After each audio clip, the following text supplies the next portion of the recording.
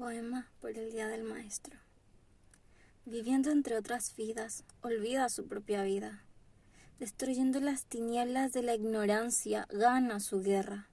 Su mayor paga son las respuestas de sus alumnos.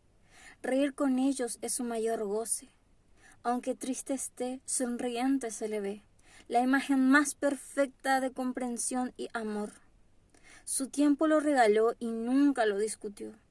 Unos lo quisieron, otros lo olvidaron, mas él siempre los quiso a todos.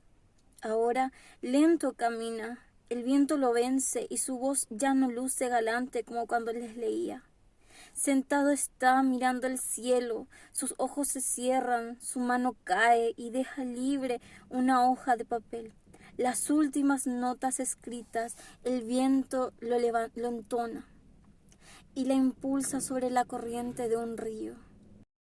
Me llevo el gran triunfo de saber que ustedes, mis hijos, mis alumnos queridos, representan en cada gesto, en cada andar, en cada vibración, pedazos de mi espíritu, que ahora ya son hombres seguros, con ideales firmes y honestos.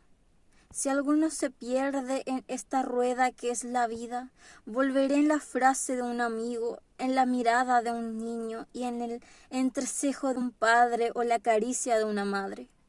Y te haré recordar cuál es tu camino.